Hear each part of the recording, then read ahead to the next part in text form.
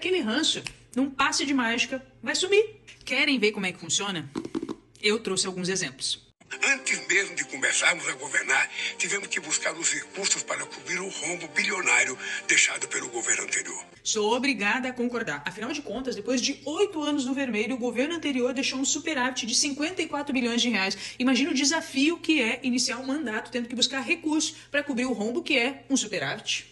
O salário mínimo voltou a ter aumento acima da inflação.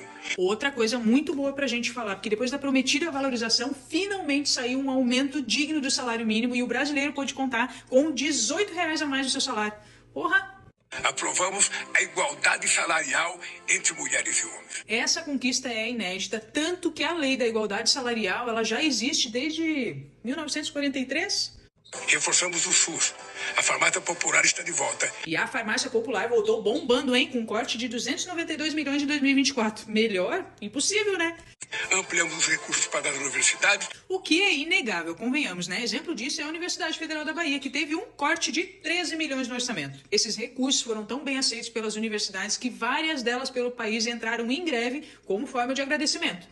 A proteção do meio ambiente voltou a ser prioridade. Esse é outro tema que deixa a gente muito aliviado. Começamos o ano de 2023 com um recorde de desmatamento no Cerrado e o segundo pior índice na Amazônia. E não ficou por aí. Esse ano seguimos batendo recorde, dessa vez de número de queimadas na Amazônia desde 2007. Isso é um feito a ser celebrado.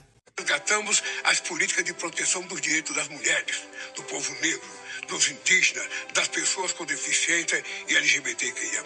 Para quem não percebeu, as políticas de proteção às mulheres já têm surtido efeito. Prova disso é que o Brasil registrou o maior número de feminicídios desde que esse crime foi tipificado.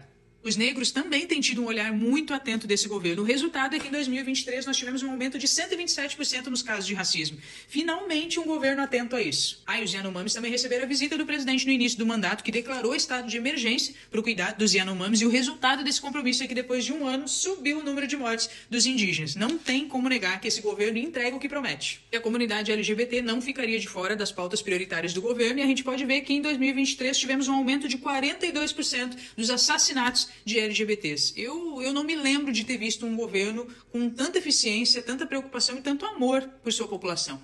Não abrirei mão da responsabilidade fiscal. Sério, quer presidente melhor que esse? No primeiro semestre de 2024 nós tivemos um rombo de 68 bilhões. E considerando os juros da dívida, o déficit nominal desse governo já bateu o recorde de mais de R$1 trilhão. Olha, isso é para poucos. Aprovamos uma reforma tributária que vai descomplicar a economia e reduzir o preço dos alimentos e produtos essenciais. Essa eu tive que deixar por último. Com a aprovação da reforma tributária, o Brasil pode ter o maior imposto de valor agregado do mundo.